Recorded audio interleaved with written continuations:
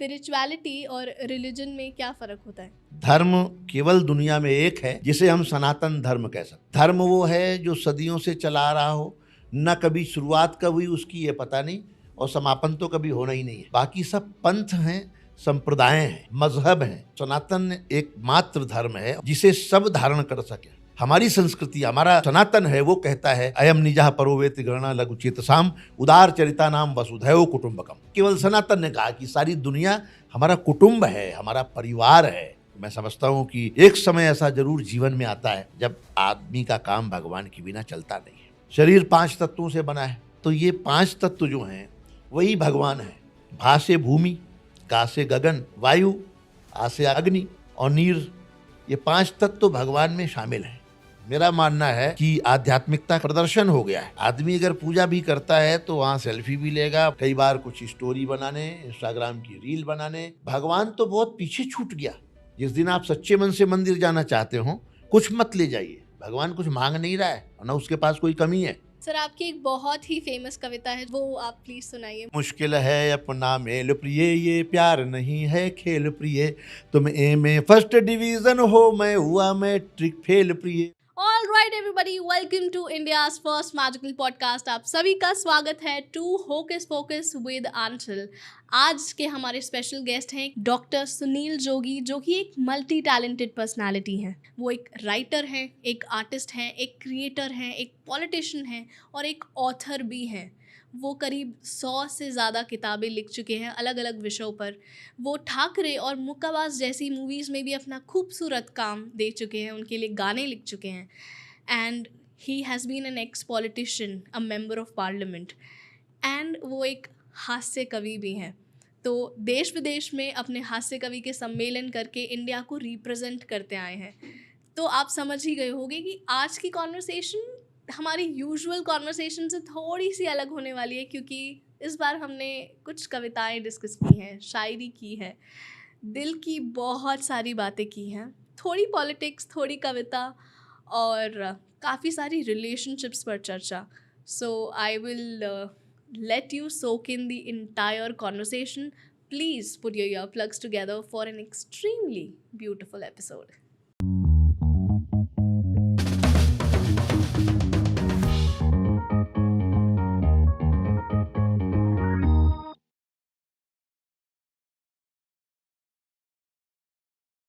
Doctor Sunil Jogi ji, आपका hocus focus विदांचल में बहुत बहुत स्वागत है, अभिनंदन है जी, धन्यवाद आंचल। खुशकिस्मती मेरी, आपने हमारा इनविटेशन स्वीकार किया। बहुत बहुत धन्यवाद, मुझे अच्छा लगा।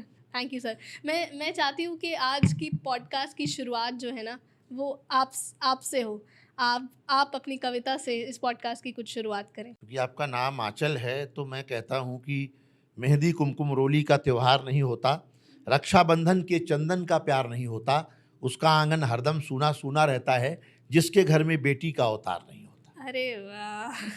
तो बेटियां बहुत लकी होती हैं, बहुत अच्छी होती हैं, और समाज को बहुत कुछ जो योगदान है वो बेटियों का है। उन्हीं के कारण ये दुनिया सुंदर है, ये घर सुंदर है। बेटी है वो किसी की बेटी है, वो मेरी माँ भी किसी की बेटी है, मेरी पत्नी भी किसी की बेटी है।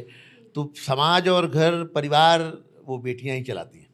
खूब सुंदर, खूब सुंदर। ये मेरा सौभाग्य रहा कि मेरे को अपने पिता और इस ऐसे घर में जन्म लिया मैंने कि मैं उनकी बेटी हूँ। मेरा ये भी गर्व है मुझे कि मैं एक ऐसे पिता की बेटी हूँ जिन्होंने मुझे हमेशा सपोर्ट किया है। खैर, आप क्या चाहते हो आज हम कॉन्वर्सेशन है किस मोड़ ले जाएं? नहीं, लोगों को हंसाना भी है, जगाना भी है, देश की बात भी करनी है, समाज की बात भी करनी है और मन की बात भी करनी है, क्योंकि हालांकि वो प्रधानमंत्री जी करते हैं लेकिन हम भी अपने मन की तो कर ही सकते हैं। सर, आपकी एक बहुत ही फेमस कविता है जो मेरी भी बहुत प्रिय है, जी, वो आप प्लीज़ सुनाइए। मुश्किल है अपना मेल प्रिय। ये कंपैरिजन है। लोग प्रेम करते हैं, शादी नहीं हो पाती, क्या कारण रहते होंगे, क्यों नहीं हो पाती होगी। वो मैंने ह्यूमर में उसके कारण खोजे कि वो डिफरेंस क्या रहता होगा। जी। तो वो कविता तो फिल्म में भी, अभी अनुराग कश्यप की फिल्म है मुक्काबाज, उस फिल्म का टाइटल सॉन्ग ये कविता है। अरे वाह। कि मुश्किल है अपना मेल प्रिय, ये प्यार नहीं है खेल प्रिय। तुम ए में फर्स्ट डिवीजन हो, मैं हुआ मैट्रिक फेल प्रिय। मुश्किल है अपना मेल प्रिय, ये प्यार नहीं है खेल प्रिय। अब अंतर क्या है, छोटे से अंतर मैं बताता हूँ कि तुम फौजी अफसर की बेटी, मैं तो किसान का बेटा हूँ। तुम रबड़ी खीर मलाई हो, मैं तो सत्तू सपरेटा हूँ। तुम एसी घर में रहती हो, मैं पेड़ के नीचे लेटा हूँ। तुम नई मारुति लगती हो, मैं स्कूटर लंबरेटा हूँ। इस तरह अगर हम छुप छुप कर आपस में प्यार बढ़ाएंगे, तो एक रोज तेरे डैडी अमरीश पुरी बन जाएंगे। सब हड्डी पसली तोड़ मुझे भिजवा देंगे, वो जेल प्रिय मुश्किल है अपना मेल प्रिय, ये प्यार नहीं है खेल। ये कविता उन्होंने, अनुराग कश्यप ने भी यही किया कि वो मेरी कविता के फ़ैन रहे होंगे, मुझे नहीं मालूम था। तो उन्होंने मुझे खुजवाया, मेरा नंबर खोजा, फिर मुझे फ़ोन किया कि भाई मैं आपकी कविता का बहुत पुराना प्रशंसक हूँ, मैं इस कविता को अपनी फ़िल्म में लेना चाहता हूँ, तो आपसे राइट चाहिए। तो उन्होंने फिर इसका म्यूज़िक बनवाया, फिर मुझे भेजा कि भाई आप देख लो, कुछ चेंज करना है, कुछ ऐसा हो तो मुझे बताइए। और फिर वो फिल्म में उसका टाइटल सॉन्ग रही। बहुत खूबसूरत, बहुत खूबसूरत, ये बहुत फेवरेट थी। मैं सबसे ये सवाल करती हूँ और ये आध्यात्मिक सवाल है जी, कि स्पिरिचुअलिटी और रिलीजन में क्या फ़र्क होता है? देखिए पहले तो मैं ये स्पष्ट कर दूं कि एक भ्रम है कि मज़हब और धर्म वो एक नहीं है। धर्म केवल दुनिया में एक है, जिसे हम सनातन धर्म कह सकते हैं। धर्म वो है जो सदियों से चला आ रहा हो, न कभी शुरुआत कब हुई उसकी ये पता नहीं, और समापन तो कभी होना ही नहीं है। सनातन एक बहुत लंबी परंपरा है। सनातन जो है हमारे भीतर का विश्वास है। सनातन मनुष्यता की आत्मा है। अगर आप मनुष्य हैं तो सनातन अपने आप हो गए। तो सनातन एक धर्म है दुनिया में जिसे सनातन कहा जाता है। बाकी सब पंथ हैं, संप्रदाय हैं, मजहब हैं। अब कहेंगे कि धर्म और मजहब में अंतर क्या है, पंथ में अंतर क्या है?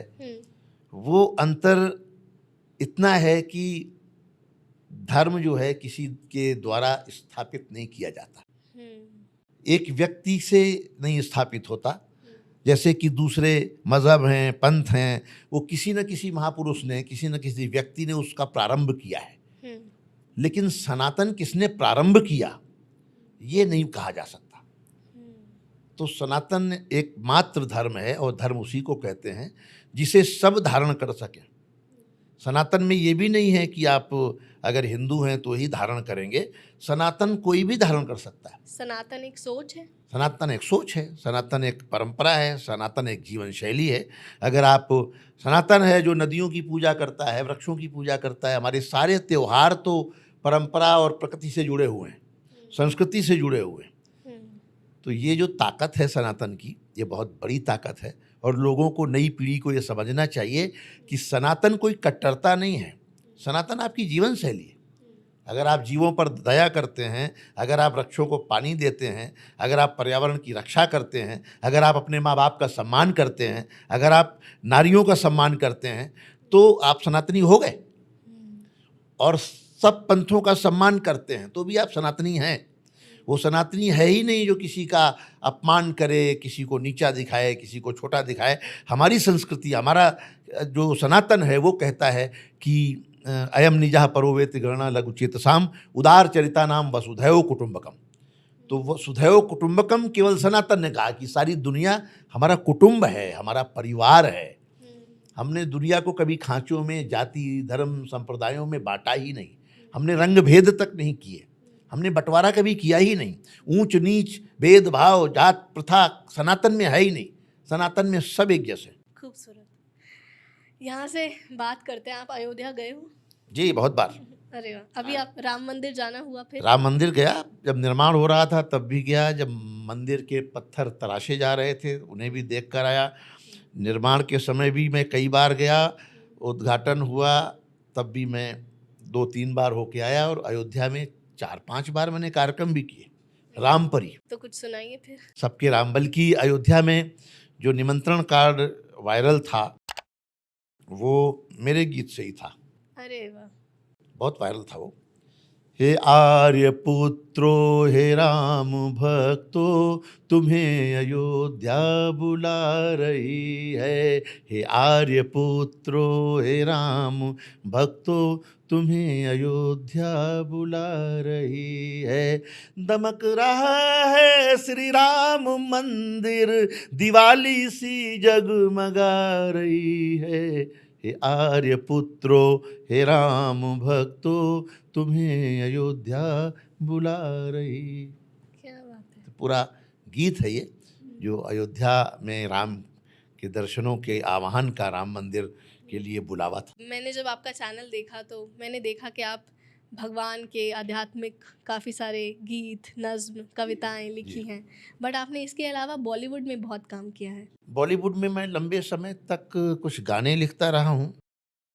पहले स्क्रिप्ट भी थोड़ी लिखता था मैं, बाद में लिरिक्स लिखने लगा, और लिरिक्स में फिर देशभक्ति भी, डिवोशनल भी, और लव सॉन्ग्स भी। तो कई फिल्मों के टाइटल सॉन्ग लिखे। जगजीत सिंह साहब का एल्बम लिखा, पंकज उदास जी के साथ एक एल्बम किया मैंने टी सीरीज़ से। तो कुछ एल्बम्स किए, कुछ फिल्मों के गाने किए, टाइटल सॉन्ग किए, और वो परंपरा चल रही है। कभी कभी कोई बुलावा आ जाता है तो कर देता हूँ। आपने ठाकरे मूवी में भी लिखा हाँ, था। ठाकरे मूवी का टाइटल सॉन्ग आया रे ठाकरे, वो भी मेरा लिखा हुआ है। मैं ना एवरी थर्सडे आप जैसे सज्जन के साथ इंटरव्यू पॉडकास्ट करती हूँ, और एवरी सैटरडे मैं अपने दिल की मन की बात करती हूँ। जी तो उस मन की बात में मैं एक अभी रिसेंटली मैंने पॉडकास्ट निकाला था, उसमें मैंने बात की थी माँ बाप और बच्चों के बीच में जो गैप आ गया है ना, उस गैप को ब्रिज करने की कोशिश की थी। जी जैसे कि मेरा ही एग्ज़ाम्पल है कि मेरे पिताजी ने मुझे फुल सपोर्ट दिया है एक ऐसा करियर चुनने में, क्योंकि हम एक क्रिएटिव फील्ड से भी आते हैं, हम मैजिक फील्ड से आते हैं। तो वो इस बात को समझते हैं कि वो खुद उन्होंने एक ऐसी कला चुनी थी जो 30-40 साल पहले मानी जाती थी मिस्टेक है, ये कैसा काला जादू करेगा क्या, और उन्होंने वो कला अपनाई और उससे लाइवलीहुड क्रिएट की, और इसलिए वो मुझे सपोर्ट भी करते हैं इन चीज़ों में। तो मैं, मगर हर पेरेंट्स नहीं करते, और बच्चों के बीच में और माँ बाप के बीच में एक फ्रिक्शन बना होता है, एक अनसेड गैप आ जाता है। तो आपका क्या कहना है उस गैप के बारे में, हम उसको कैसे कम कर सकते हैं? वो गैप का कम करने का तरीका तो मुझे ऐसा लगता है कि हर माँ बाप को एक उम्र के बाद बच्चों को मित्र की तरह देखना चाहिए। एक पापा फ्रेंड, मम्मी फ्रेंड वाले, उसमें फ्रेंडली भाव रखना चाहिए। जब आप उनके मित्र की तरह उनके साथ बैठेंगे तो वो आपको मन की बात बताएंगे। अगर आप पिता होकर बैठेंगे तो आपसे वो डिमांड मांग कर सकते हैं कि ये दिलवा दो, वो दिलवा दो, हो सकता है डर के मारे वो भी ना करें। लेकिन जब आप मित्र की तरह बात करने लगेंगे तो अपने मन की बातें बताना शुरू कर देंगे। और बच्चा कुछ न कुछ कहना चाहता है, किससे कहे। आज के बच्चों की मुश्किल ये है कि अपने मन की बात, अपने मन की भावनाएं, उसकी नई उम्र है, कच्ची उम्र है, वो दुनिया देख रहा है, वो बहुत कंफ्यूज है, वो किधर जाए, क्या करे, ये सही है कि ये सही है, क्या मार्ग चुनना चाहिए, मुझे कैरियर में क्या चुनना चाहिए। डर के मारे माता पिता से डिस्कस नहीं कर पाता, और माता पिता अपनी इच्छाएं उस पर थोपना चाहते हैं। माता पिता चाहते हैं कि मैं भले कुछ ना बन पाऊँ, लेकिन तुम्हें बनना है। उसके सामने चैलेंज खड़ा करते हैं कि नहीं बनना है, तुम्हें बनना है, तुम्हें बनना है। तो वो बच्चा एक प्रेशर में रहता है, और भीतर भीतर ये सोचता है कि आप तो कुछ कर नहीं पाए लाइफ में। ऐसा भी होता है, लोग कहते हैं बच्चा मेरा आईएएस बन जाए, वो खुद बाबू हैं, क्लर्क हैं। कुल मिला के बच्चों के साथ संवाद करिए, बच्चों को समझिए। बच्चों से चर्चा नहीं करेंगे और उनसे दूरी रखेंगे तो बच्चे आपके करीब नहीं आएंगे। एक उम्र के बाद देखिए, बहुत छोटे होते हैं तो एक ज़रूरत होती है बच्चे की, उसे बड़ा होना है, उसे गोद भी उठा रहे हैं, खिला पिला रहे हैं, स्कूल भी जाना है। जैसे वो थोड़ा संभलता है, बड़ा होता है, वो एक दूरी बनाना शुरू कर देता है।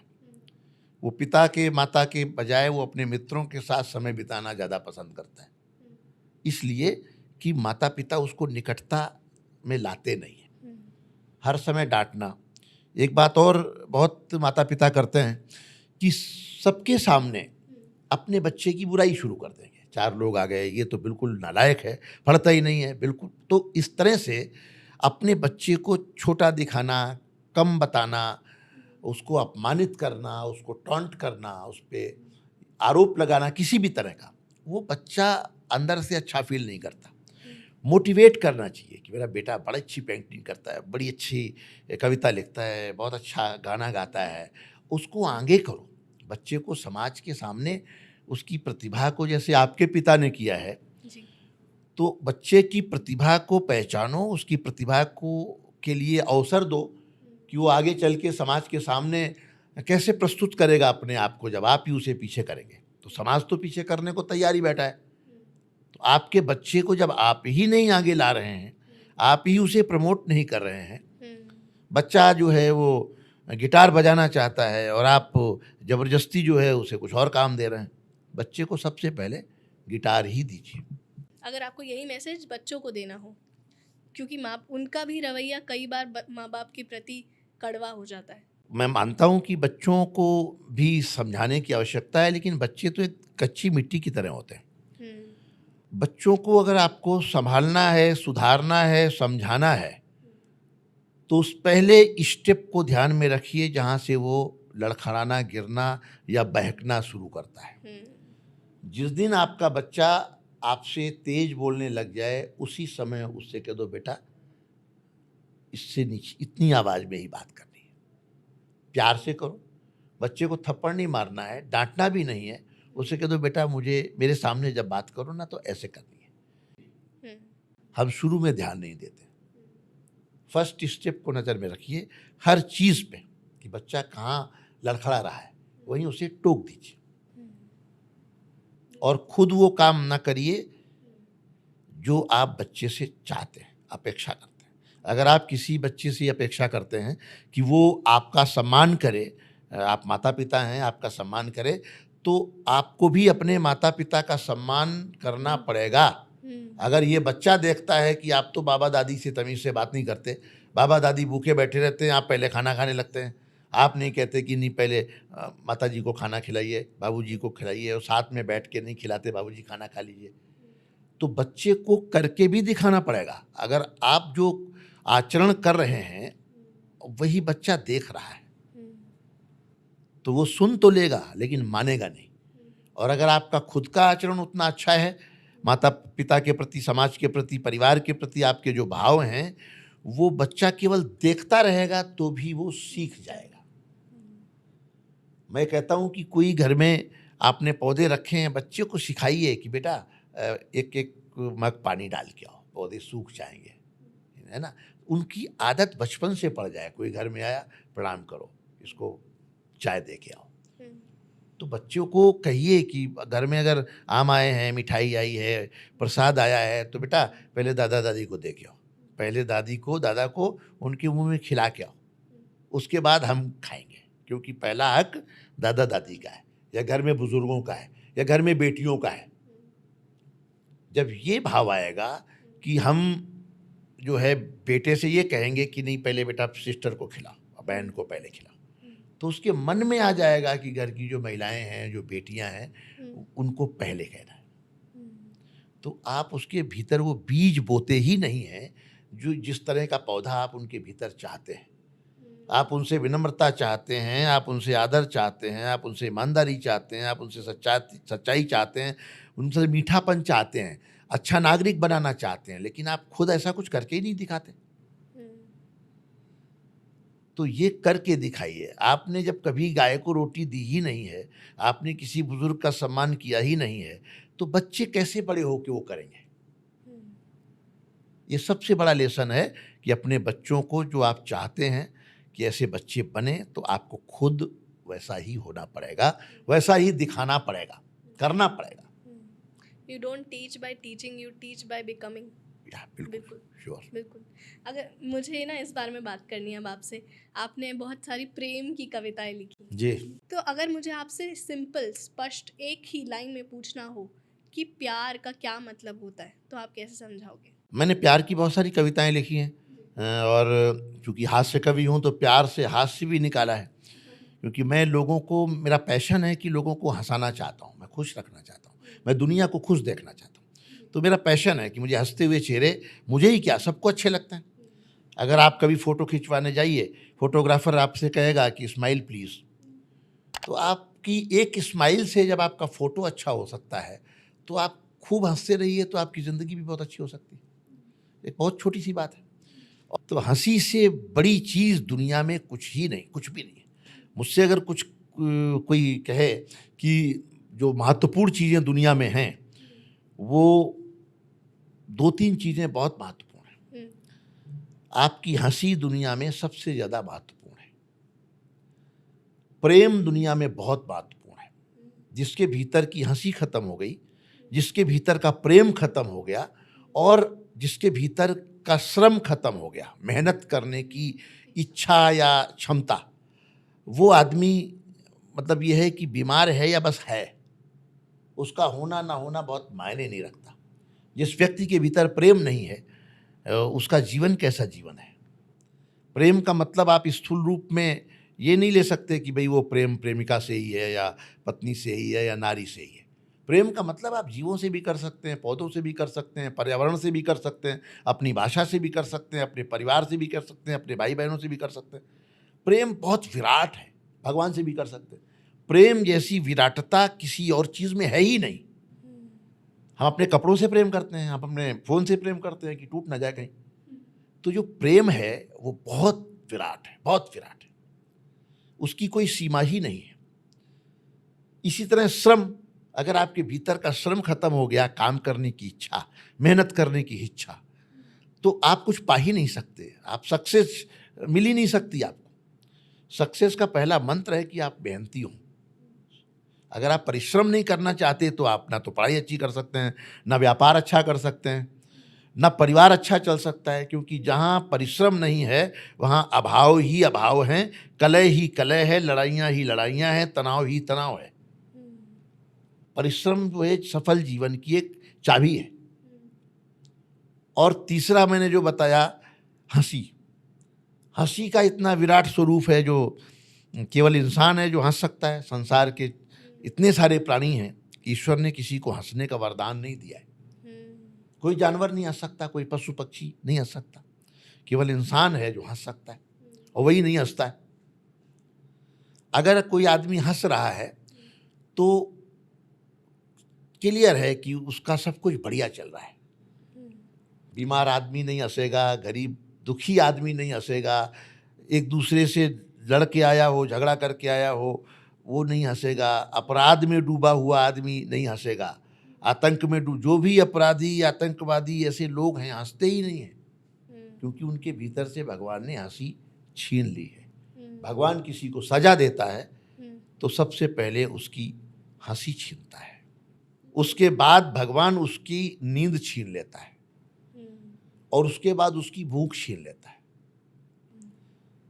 तो अगर ये 3 चीज़ें आपकी बैलेंस में नहीं है, हंसी नहीं है, भूख नहीं लग रही है, नींद नहीं आ रही, तो इसका मतलब भगवान आपसे नाराज है। भगवान नाराज है तो आपसे ये 3 चीज़ें छीन लेगा, कि क्योंकि ये तीनों चीज़ें भगवान की, ईश्वर की नियामत हैं। हंसी ईश्वर ही बख्शता है आपको, वरना आप हंस नहीं सकते। भूख भी आपके हाथ में थोड़ी है कि भूख लगेगी कि नहीं लगेगी, नींद आएगी कि नहीं आएगी ये आपके हाथ में है ही नहीं। इसलिए अपने भीतर प्रेम बचाए रखिए, परिश्रम बचाए रखिए, हंसी बचाए रखिए। ये अभी तक की सबसे सुंदर बात कही है आपने। ये बचाए रखिए और अपने भीतर एक छोटा सा बच्चा बचा के रखिए, जिसमें कौतूहल हो, जिसमें शौक हो। बच्चे के भीतर एक जिज्ञासा होती है सब कुछ जानने की, क्यूरोसिटी। अगर वो जिज्ञासा नहीं रहेगी तो आप तक ज्ञान नहीं आएगा। आपको जिज्ञासा रहे कि भाई रामचरितमानस में क्या लिखा है, हम भी पढ़ें। तो जिज्ञासा बच्चे में होती है, कौतूहल होता है, बच्चे में एक चंचलता होती है। एक बच्चे में जो है वो किसी तरह का द्वेष भावना वो नहीं, थोड़ी देर में हंसने लगेगा, थोड़ी देर में बचपना बिल्कुल वो होना चाहिए जो एक मासूमियत है। तो वो एक बच्चा भीतर जिंदा रहना चाहिए, जिसे एक छोटा सा खिलौना भी मिल जाता है तो खुश हो जाता है। और आज किसी को कुछ भी दे दो, खुश होता ही नहीं। आपको क्या लगता है ऐसा क्यों है? इसलिए है क्योंकि इंसान वो जो चीजें उसे ताकत देती हैं उन सब से दूर हो रहा है। अच्छा। इंसान जो है बहुत कमजोर, पहले कम था, अभी निरंतर और कमजोर होता चला जा रहा है। इंसान को तो शुद्ध हवा चाहिए, खुला मैदान चाहिए, शुद्ध पानी चाहिए। इंसान के लिए आर्टिफिशियल चीज बनाई ही नहीं गई है। तो इंसान उन सब चीज़ों के पीछे भाग रहा है जो उससे मिसमैच है। तो कुछ न कुछ भीतर सूख रहा है अंदर से। इंसान को जो, जैसे पौधे को हरा रखने के लिए हम उसमें पानी देते हैं, ऑक्सीजन देते हैं और रोशनी देते हैं, ठीक है, ये 3 चीज़ें चाहिए। इंसान को हरा रखने के लिए उसमें जो प्रेम का तत्व होना चाहिए, प्रेम बचा ही नहीं ना। परिवारों में प्रेम नहीं है, भाई भाई में प्रेम नहीं है, बाप बेटे में प्रेम नहीं है, तो हरापन तो सूखा ना। संयुक्त परिवार खत्म हो गए, मिल के कोई साथ में खाना ही नहीं चाहता। तो वो जो सूख रहा है अंदर अंदर, वो अंदर की करुणा, वो अंदर की दया, वो सब धीरे धीरे खत्म हो रहा है। तो इंसान कमज़ोर हो रहा है। मेरा मानना है कि आध्यात्मिकता खत्म हो गई है, प्रदर्शन हो गया है। आदमी अगर पूजा भी करता है तो वहाँ सेल्फी भी लेगा, फोटो भी खिंचवाएगा। वो मंदिर में कोई भी व्यक्ति जाता है, वो लोग मंदिर में जाते हैं सेल्फी खींचने, मंदिर के आसपास के वातावरण को शूट करने, कई बार कुछ स्टोरी बनाने, इंस्टाग्राम की रील बनाने। भगवान तो बहुत पीछे छूट गया। आप हजारों किलोमीटर दूर जाकर भगवान के पास दर्शन करने तो जा रहे हैं, लेकिन भगवान से तो बस दूर से राम राम है, बस ठीक है प्रभु, ये पकड़ो अपनी टोकरी, ये पकड़ो फल, ऐसी अगरबत्ती, बस ऐसे पंडित जी ने रख दिया, पूजा हो गई। और बाहर निकल के अपना चाट पकौड़े, परचेजिंग, पिकनिक। तो ये सब टूरिस्ट प्लेस हो गए हैं, पिकनिक प्लेस हो गए हैं, जो धार्मिक स्थल भी हैं। तो शांति कहाँ से आएगी? जिस दिन आप सच्चे मन से मंदिर जाना चाहते हो, कुछ मत ले जाइए। भगवान कुछ मांग नहीं रहा है, ना उसके पास कोई कमी है। कोई फल फूल चढ़ावा, पैसा रुपया चाहिए ही नहीं उसे। आप उसे क्या देंगे जिसने आपको सब कुछ दिया? खाली हाथ जाइए, समर्पण भाव से जाइए। आदमी अंदर छल लेके जा रहा है, अंदर कितनी मांग लेके जा रहा है भगवान से कि बेटा पास हो जाए, बेटे की शादी हो जाए, ये हो जाए, लॉटरी निकल जाए, घर अच्छा बन जाए। अंदर जितनी देर वो सामने बैठा है, उसने एक डब्बा मिठाई या थोड़ा प्रसाद चढ़ाया और भगवान से इतनी मांग कर दी कि करोड़ों रुपए की मांग कर ली उसने। उसका उद्देश्य में पूजा और प्रेम है ही नहीं, और ध्यान तो बहुत पीछे छूट गया। जब आप कुछ लेकर ना जाइए, कुछ प्रदर्शन करके बनने संवरने की भी जरूरत नहीं है। लड़कियां आजकल भगवान के मंदिर जाती हैं तो ये पता ही नहीं चलता कि दर्शन करने जा रही हैं या दर्शन देने जा रही हैं। कुल मिला के भगवान को इन सब चीजों से क्या लेना देना? सही बात। सहज भाव में भगवान तो सुदामा को मिलते हैं, भगवान तो शबरी को मिलते हैं। उस समय राजे रजवाड़े नहीं थे क्या? उस समय रानियां महारानियां नहीं थी क्या? भगवान मिले किसे? क्योंकि जो निश्चल प्रेम चाहिए, वो खाली हाथ भी जाएगा व्यक्ति, भगवान के पास जाके थोड़ी देर बैठ के बात तो करे, भगवान के ध्यान में बैठे तो सही। तमाम लिस्ट का लंबा पिटारा, ढेर सारा दिखावा प्रसाद, अगल बगल लोगों को लगे कि अच्छा प्रसाद लेके आए हैं। ये सब क्या है? ये धर्म का, अपनी आध्यात्मिकता का प्रदर्शन है, ये आडंबर है, ये दिखावा है, ये टाइम पास है, ये पिकनिक है। तो अंदर सूखेंगे आप, हरे कहाँ से रहेंगे? छोड़ दीजिए कैमरा, सेल्फी, सब मोबाइल लेके ही मत जाइए। भगवान के पास जा रहे हैं तो भगवान का जो नेटवर्क है वो कोई 5G वाला नेटवर्क है। भगवान तक बात पहुंचनी होगी तो फिर सीधे ही सीधे पहुंचेगी ना, वहाँ कोई वाईफाई की जरूरत थोड़ी है। तो वो आप भटकते हैं, कुछ नहीं आपके पास, खाली हाथ चले गए, भगवान से बात की और चले आए, तो ही आपकी पूजा सफल होगी, तो ही आप माना जाएगा कि आप भगवान तक पहुंच पाए। ये तो हमारी आध्यात्मिकता का स्तर है। कैसे शांति मिलेगी, कैसे आपको लगेगा कि आप भीतर से कुछ भरे हुए हैं। जो आदमी को हरा रखती है, भरती है, ताकत देती है, वो आध्यात्मिकता है, आपका ध्यान है, आपकी पूजा है, और सच्ची पूजा है। आदमी किसी को कुछ देना चाहता है, किसी को कहता है भैया जरा ये केले दे रहा हूँ, दो भिखारी को जरा फोटो ले लो, भिखारी को केला दान करते हुए। उसका उद्देश्य केला देना नहीं है।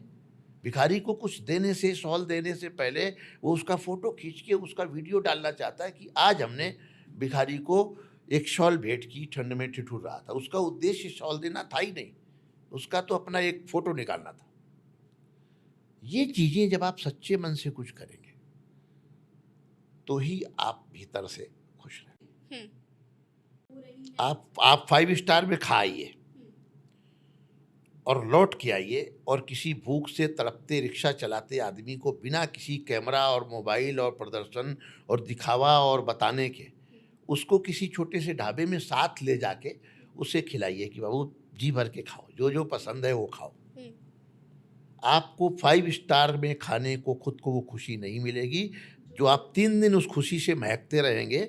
आपको अंदर अंदर अच्छा लगेगा। आप उसके चेहरों की केवल देखिए, उसके चेहरे को, कुछ ना करिए। आप ये भाव रखिए कि मैंने भगवान को प्रसाद चढ़ाया है और वो जितनी देर खा रहा है उसके चेहरे के जो भाव हैं वो भाव आपके उसके आगे 5 स्टार का आपकी संतुष्टि फीकी पड़ जाएगी। आप 1 लाख रुपए कमा के उतने प्रसन्न नहीं होते जितने आप किसी को 100 रुपए देकर, और देने का मतलब किसी की दवा दिलवा दीजिए, किसी बच्चे को किताबें दे दीजिए, किसी की फीस दे दीजिए, किसी भूखे को खाना खिला दीजिए। क्या मुश्किल है? एक रिक्शे वाला आपको दिख जाएगा जो धूप में रिक्शा चला रहा है, आप उसको 25-50-100 रुपए की एक टोपी दे दीजिए, कहिए कि बाबा ये लगा के चलाओ। और देने में आपका भाव वो दाता का नहीं होना चाहिए। आप दाता हैं ही नहीं।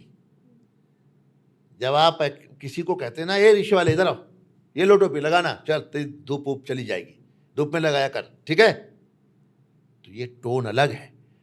जब आप उससे कहते हैं कि बाबा ये लगाओ, धूप धूप लगेगी आपको, और हाथ जोड़ के उससे आ जाओ। उसको देखिए, दान का मतलब सिर्फ यही है कि दान देते समय आप इस भाव से दें कि उसकी नजरें नीची ना हो, बल्कि दान देते समय आपको उसका चेहरा भी ना ध्यान रहे कि आपने दिया किसे। ये भाव तो दान का है। कितने लोग आंचल इस तरह का दान करते हैं? कितने? बहुत बहुत कम होंगे, और जो करते हैं वो अंदर से खुश रहते होंगे। मेरा मानना है कि वो उतने सूखे नहीं होंगे, उतने दुखी अंदर से नहीं होंगे जितनी दुनिया दिखती है। यही बोलना चाह रही थी मैं, जो आपने जितनी एग्जाम्पल्स दिए वो वास्तविकता है, ऐसे होता है, ऐसा हो रहा है।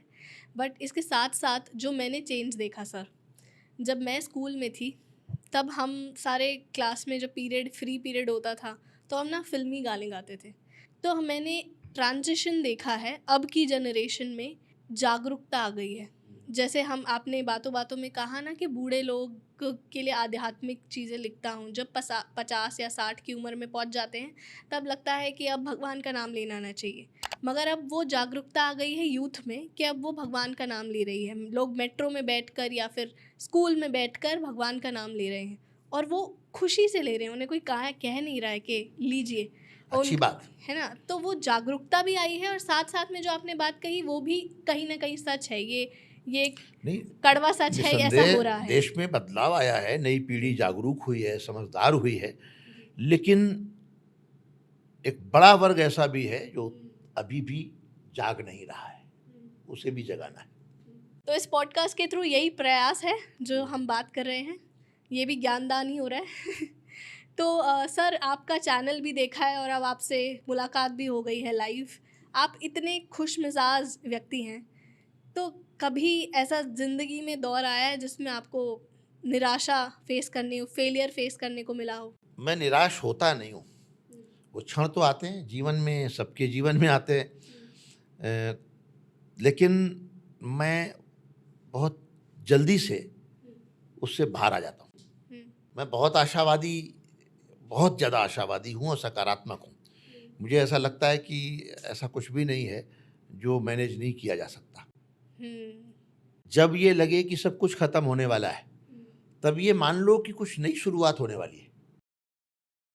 कभी भी सब कुछ खत्म नहीं होता। पतझड़ के बाद ही बसंत आता है। जब ये लगे कि पेड़ के सारे पत्ते गिर गए हैं, तो आप समझ लें कि कुछ नए पत्ते आने वाले हैं और फिर से नए फूल खिलने वाले हैं। वाह। तो ऐसा ही जीवन है। जीवन में कभी सब कुछ खत्म नहीं होता। आप आंसू तो देखते हैं, उनको याद करते हैं कि बड़ा दुख पड़ा था उस समय मेरे ऊपर, लेकिन कितनी बार जीवन में हंसे हैं ये ध्यान नहीं रखते। खुशियां भी तो बहुत हैं। तो आप हमेशा अच्छी चीज़ों को याद रखिए, उनके साथ ही जीवन को जीने का प्रयास करिए। जो कुछ भी बुरी चीज़ें हुई, कड़वी बातें हुई, कड़वे अनुभव हुए, कड़वे दोस्त मिले, उनको छोड़ते जाइए। लेट गो करना भी बहुत इम्पोर्टेंट है। बहुत ज़रूरी है। अच्छी चीज़ों को प्लस करिए, अपनी हेल्थ को प्लस करिए, अपनी खुशी को प्लस करिए, अपने दोस्तों में अच्छे दोस्तों को प्लस करिए, अपनी अर्निंग को, पैसे को प्लस करते रहिए। जो जो चीज़ें अच्छी हैं वो प्लस करते रहिए, और जो चीज़ें आपको लगता है कि अच्छी नहीं हैं उनको माइनस करते रहिए। इतना ही तो जीवन का गणित है। बहुत अच्छे लोगों को मल्टीप्लाई करिए, है ना? तो इतना सा ही जीवन का गणित है। बिल्कुल खूबसूरत बात की सर आपने। मैं अब चाहती हूँ कि अब हम पॉडकास्ट के बीच में पहुँच गए हैं, तो मैं भी आपको कुछ अपनी कला का प्रदर्शन हाँ, करूँ। ज़रूर ज़रूर।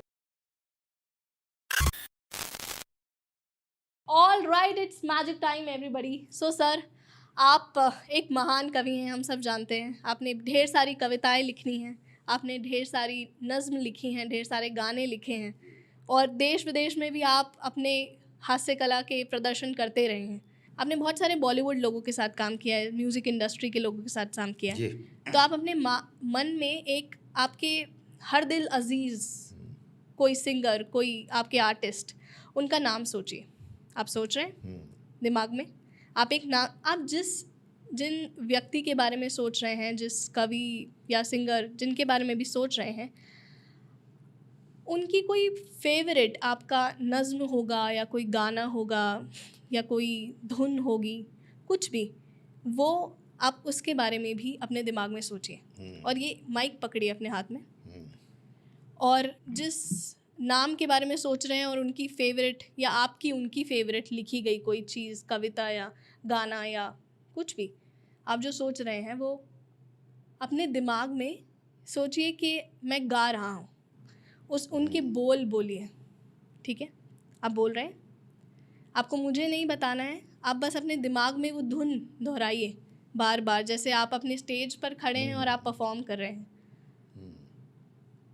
आप बोल रहे हैं।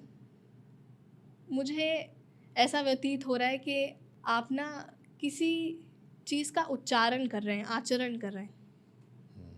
ये कोई नज़्म तो नहीं लगती मुझे, कविता भी नहीं है। किसी चीज़ का उच्चारण कर रहे हैं, तो आप कुछ आध्यात्मिक गा रहे हैं अपने दिमाग में, कुछ स्पिरिचुअल गा रहे हैं। ठीक है। मुझे ऐसा लगता है कि आप शिव जी से रिलेटेड कुछ गा रहे हैं। शिव जी, ओम ओम नमः शिवाय, ओम शिवाय, कुछ ऐसी धुनी गा रहे हैं आप? शिव जी से रिलेटेड है। शिव जी से रिलेटेड है। अच्छा, ठीक है, यहीं तक मुझे ऐसा लग पा रहा है। शिव जी के कोई भजन आप गा रहे हैं, है ना? अच्छा, ठीक है। तो मुझे ऐसा लगता है कि आप ही बताइए कि हमारे बॉलीवुड इंडस्ट्री में इतने सारे लोग हैं जिन्होंने शिव जी के भजन गाए होंगे, मंत्र गाए होंगे। जी। आप बताइए, आप जिन व्यक्ति के बारे में, जिस नाम के बारे में सोच रहे हैं, वो क्या नाम है? जगजीत सिंह। जगजीत सिंह जी के बारे में सोच रहे हैं। आपने नोट किया होगा कि एक्ट की शुरुआत में ना मैंने आपको ये माइक पकड़ाया। अगर आप एक्चुअल माइक को यूज़ भी करना चाहेंगे ना, तो आप यूज़ नहीं कर पाएंगे, क्योंकि इसमें बैटरी नहीं है। आप बैटरी खोल के देखिए, क्योंकि मैंने ना इसमें बैटरी की जगह कुछ और डाला है। आप खोलिए।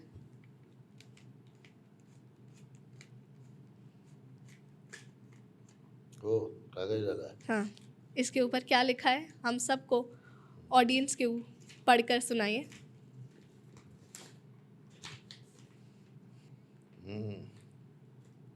नाम क्या लिखा है? नहीं, जगजीत सिंह लिखा है, बिल्कुल अच्छा लिखा है। जगजीत सिंह। मैं पढ़ के दिखाऊं सबको? अच्छा है, ये वेरी गुड। ये ऑलरेडी हमने प्रिडिक्ट कर दिया था। Jagjit Singh ji was an Indian composer and singer and musician. For us, he has the legend in the music industry. And today on 27th June 2024, when I will ask the superstar singer of another Bollywood industry, Sunil Jogi ji, he will think of Jagjit Singh ji, और शिव भजन आप लिखेंगे। शिव जी का एक album था उनका, हाँ शिवा, वो HMV ने रिलीज़ किया था, और वो भजन मैंने लिखा था। हे शिव शंकर हे करुणाकर, अच्छा। जगजीत सिंह ने गाया था, और आप ही ने लिखा था? मैंने लिखा था।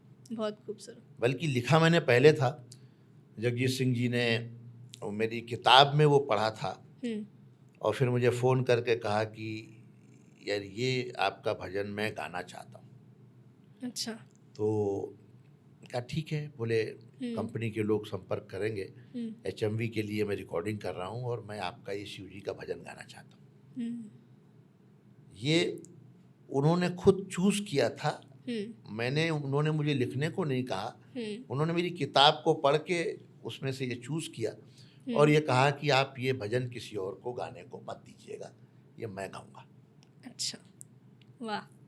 तो एक महत्वपूर्ण घटना थी और मुझे प्रेम भी उनके साथ बहुत था मेरा, तो मैं उनको श्रद्धांजलि देता हूँ और ऐसे महान कलाकार को याद करता हूँ। बिल्कुल, वो तो हमारी इंडस्ट्री के लेजेंड ही हैं और हमेशा रहेंगे। तो ये जो एक कवि की पर्सनालिटी है, आप एक परफॉर्मर रहे हैं, देश विदेश अपने कवि सम्मेलन करते रहे हैं, उससे आपका पिवट कैसे हुआ पॉलिटिशियन में, पॉलिटिक्स में कैसे जाना हुआ? पॉलिटिक्स में मैं बहुत विधिवत नहीं हूँ, लेकिन सरकार के तमाम पदों पर रहा हूँ, संसद भवन से भी जुड़ा रहा हूँ, सरकार में राज्य मंत्री के तौर पे भी मैं रहा हूँ और राजनीति मेरी रुचि का विषय है।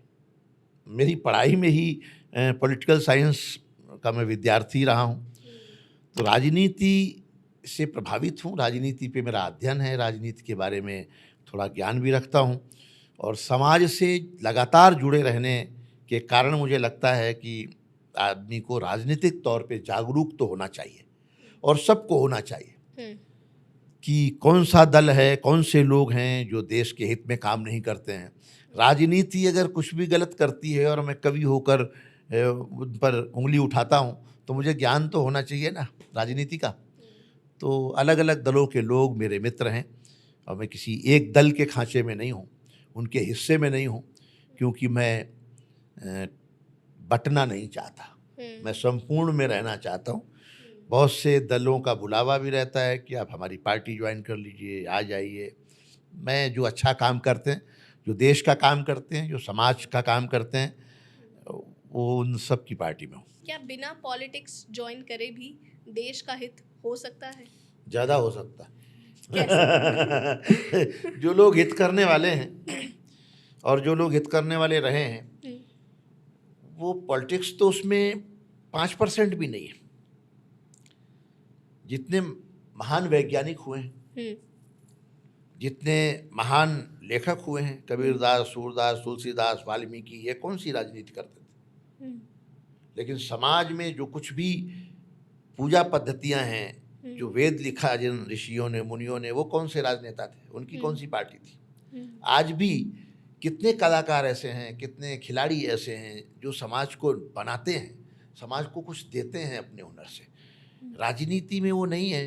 राजनीति में होना सब कुछ नहीं है। एक राजनीति एक पार्ट है, एक छोटा सा हिस्सा है समाज का, बहुत छोटा सा हिस्सा है। समाज एक व्यक्ति से नहीं बनता। समाज में हर व्यक्ति जो जहाँ है, अगर अच्छा काम कर रहा है, अगर एक माली पौधों को पानी दे रहा है और उसके पौधों से ऑक्सीजन मिल रहा है, समाज को अच्छी हवा मिल रही है, तो माली का योगदान कम नहीं है। मैं मानता हूँ वो छोटा है, लेकिन उसका छोटा नहीं है, मतलब वो उसको आपको छोटा काम लग सकता है कि वो तो माली है, लेकिन उस माली के कारण ही तो वातावरण स्वच्छ है, पौधे दे रहा है। वो एक सफाई कर्मी है जो घर का कूड़ा ले जाता है, कचरा उठाता है, उसके कारण ही हमारे घर, गलियां, हमारे मोहल्ले साफ हैं, तो उसका योगदान भी है। तो समाज को सुंदर करने में, समाज को आगे बढ़ाने में, संतुलित करने में बहुत सारे लोगों का योगदान है और उसमें राजनीति का बहुत छोटा सा हिस्सा है। चंद चैनल, चंद अखबार TRP के चक्कर में समाज को ऐसा राजनीति से लबरेज कर दिया है कि सब तरफ लगता है कि नेतागिरी नेतागिरी है, पॉलिटिशियन ही देश को चला रहे हैं। ऐसा नहीं है। जो पॉलिटिक्स में नहीं है वो ज़्यादा अच्छा देश चला रहे हैं, वही चला रहे हैं। ईमानदार ब्यूरोक्रेट्स हैं हमारे यहाँ, बड़े बड़े अधिकारी हैं, बड़े बड़े विचारक हैं, अच्छे अच्छे अध्यापक हैं, अच्छे डॉक्टर हैं जो बहुत अच्छा इलाज करते हैं, कम पैसे में इलाज करते हैं। वो सब महान लोग हैं। पैसे से कोई महान नहीं बनता, खबरों से कोई महान नहीं बनता कि टीवी पे किसी की ब्रेकिंग न्यूज़ है तो महान हो गया। नहीं, व्यक्ति कर्म से महान बनता है।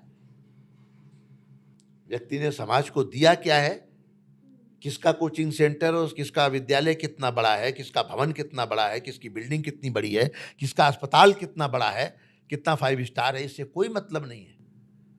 देखना चाहिए कि उसने कितने कम पैसों में कितने लोगों का इलाज किया है, बिना पैसे भी कितने लोगों को जीवन दिया है। महत्वपूर्ण ये है कि उसने किया क्या है। ये बहुत अच्छी बात कही आपने, महत्वपूर्ण ये है कि उसने किया क्या है। जैसे हम अपनी जो नोशंस हैं, हम अपनी जो सोच हैं, वो न्यूज़ देखकर या मीडिया देखकर या फिर ऐसे पॉडकास्ट देखकर भी बनाते हैं। तो क्या ये जो सोच न्यूज़ और मीडिया देखकर बनती है वो सही है, या फिर इसके लिए डायलॉग होना ज़रूरी है, कॉन्वर्सेशंस होनी ज़रूरी है? सोच, मेरा मानना यह है कि मीडिया हमेशा सही नहीं होता। मीडिया वो दिखाता है, वो दिखाना चाहता है जो उसके व्यवसाय के अनुकूल है, क्योंकि उसे फाइनेंस भी चाहिए, उसे विज्ञापन भी चाहिए, उसे जनता में चटपटी चीज़ें बताने में उसकी रुचि रहती है। वो मीडिया सच कम दिखाता है और सनसनी ज़्यादा फैलाता है। तो मुझे लगता है कि मीडिया बहुत गहरी चीज़ नहीं है। सोशल मीडिया तो और छिछले स्तर पे है। अगर मुझे लगता है कि अगर आप उस खबर की गंभीरता को समझना चाहते हैं तो आपको संपादकीय पढ़ना चाहिए। अखबारों के संपादकीय पढ़िए, उसके भीतर उतरिए तो लगेगा कि कहीं ना कहीं खबर की गहराई कहाँ तक है। तो मैं तो उस पीढ़ी से हूँ जो अखबार पढ़ती थी, जो पुस्तकें पढ़ती थी, जो रेडियो देखती थी। मैं व्हाट्सएप, ट्विटर, फेसबुक की पीढ़ी का आदमी हूँ नहीं।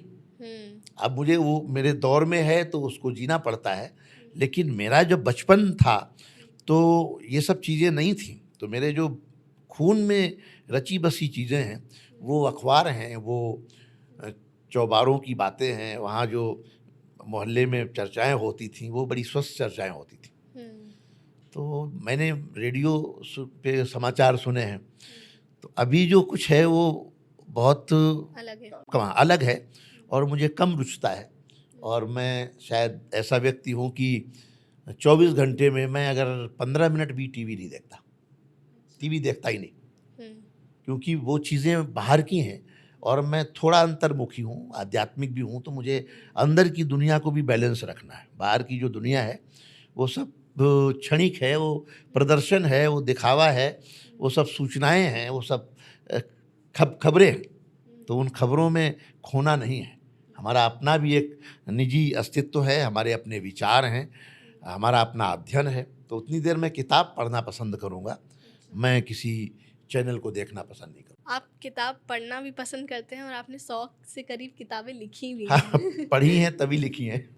उनके बारे में कुछ बताइए। तो मेरी बहुत सी किताबें हैं, अलग अलग विषयों पर हैं, और मैं एक ऐसा रचनाकार हूँ, सृजन करता हूँ जी, कि बच्चों से लेके बुजुर्गों तक के लिए मैंने कुछ न कुछ लिखा है।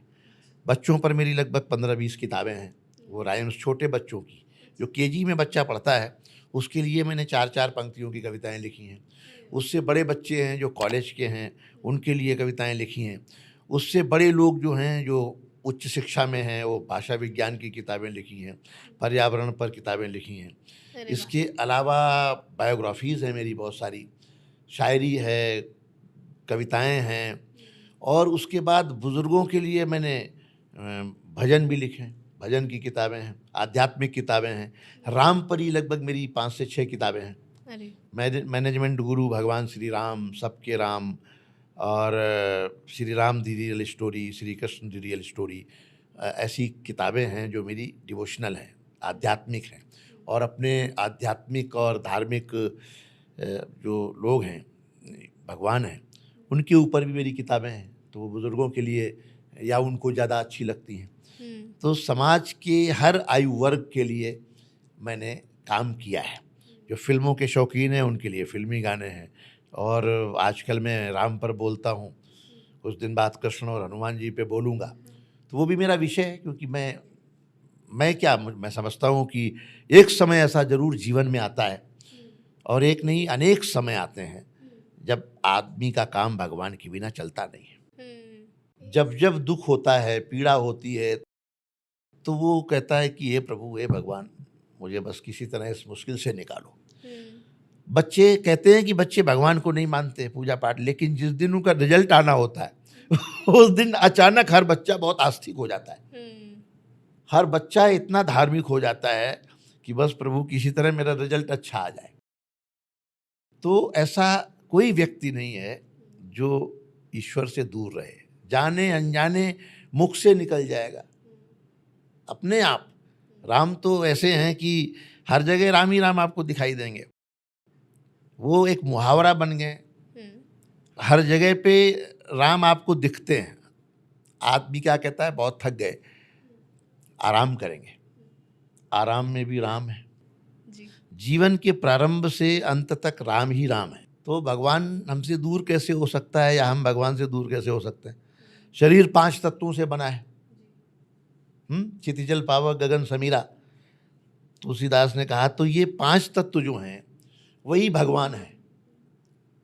अगर उस रूप में देखें तो भा से भूमि, गा से गगन, आ से तो ये भगवान, अग्नि, वायु और नीर, ये 5 तत्व भगवान में शामिल हैं।